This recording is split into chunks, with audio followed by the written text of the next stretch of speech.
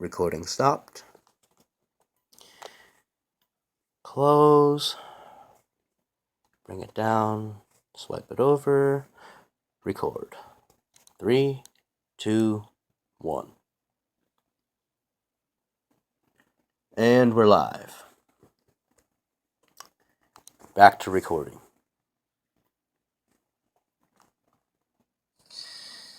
So here we go. I'm reading the last of this here. Additionally, Freedom only became up to date on her vaccinations just prior to starting school. That's not true. Number one, it's illegal to purge this affidavit. Number two, it is highly irresponsible. You're being very highly unaccountable to file this paperwork, Nikki Reed. Nikki Reed, it is highly irresponsible to file this paperwork stating that I never had my daughter's vaccinations up to date until just before that she went to school, when I had these vaccinations for her school 12 months 1 year before, 12 months before. How can you just file this paperwork with zero evidence that it's true? That is egregious. That is prejudice. That means you took the word, the hearsay of this woman speaking to you with no audio tapes, no videotapes, no text messages, no screenshots, no pictures, no attached files, no evidence, no proof. This filing proves that you did it in a egregious manner, because it's highly irresponsible of you to file this paperwork stating that I only had my daughter vaccinated just before school when I did it a year before. The children have rarely seen a doctor or a pediatrician since. They don't go to the doctor when they're not sick, but I do take them to the doctor when they are sick. That's what you're supposed to do. I have never done anything more or less than the right thing for the best interest for my children, and that's when I've been under the eye of the court or not.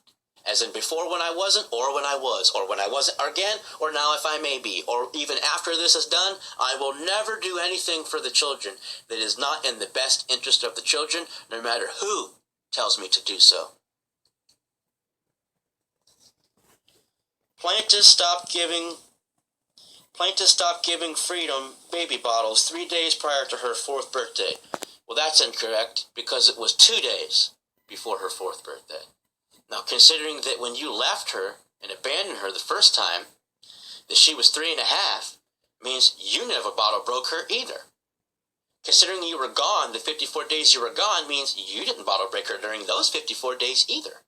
Considering when you came back only for Christmas and New Year's, and was gone, and 24 days later means you didn't do it bottle breaker then either.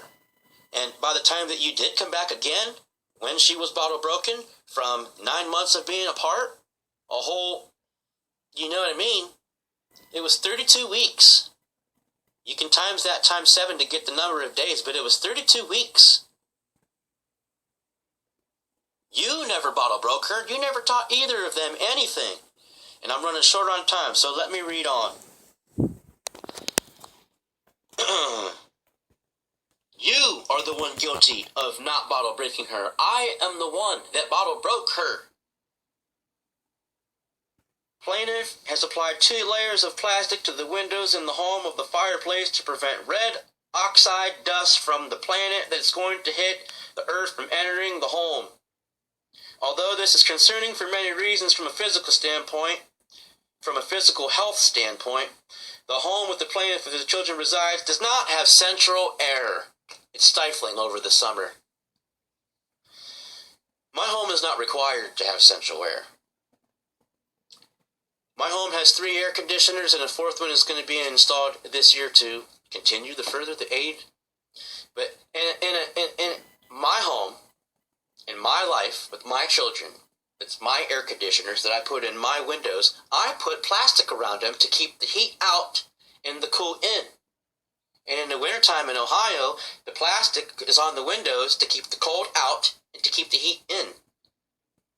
These are things that electric companies and gas companies request of their customers, and the governments of the world, let alone America, request of its citizens. They're not demands, they're requests, but I do them. So, let's continue on here. The fireplace, it keeps out birds, it keeps out bats, it keeps out bugs, it keeps out beetles, it keeps out insects, it keeps out moisture, it keeps out mold, it keeps out the cold, it keeps out the heat. Pretty smart.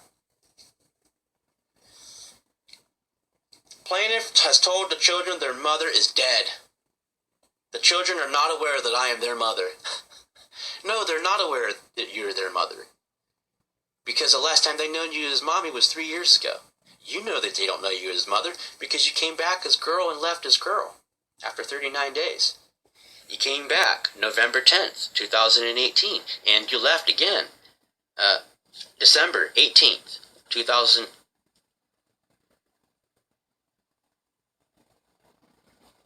Whatever. 2018. Yeah, it was December 18th.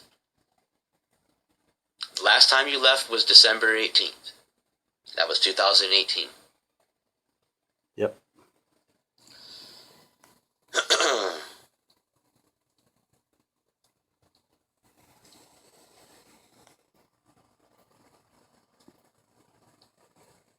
$2019.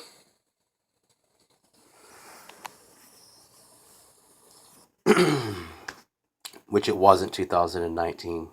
It was 2018. At this point, when I was recording this video and saying these numbers and dates and numbers and over repeated and over repeated, I get confused from January 19th and December 18th. But both days was in 2018. January 19th, 2018 was the second time she abandoned the children, and December 18th, 2018 was the third time she abandoned the children. And abandonment is abuse via neglect, because abandoning your kids is neglecting your kids, and neglect is abuse.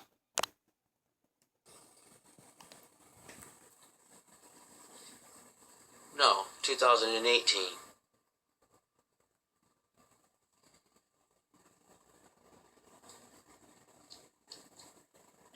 So the only thing that I've ever said is you left, because that's what you did. So where you go, I don't know. Are you at home? Maybe home. Are you at home? Maybe. Did you leave? Yes. Where are you? I don't know. That's all that I've ever said. But for this attorney, Nikki Reed, to file this paperwork, I find highly prejudiced and egregious against me and my children. For you to file this paperwork that I have told them that Haz is dead, because I've never said that Haz is dead. You have no evidence and no proof of this. So for her to purge this and you to file this means that you knew that this affidavit was purged by your client and filed it anyways, and that is egregious, and I demand that this case be dismissed with prejudice.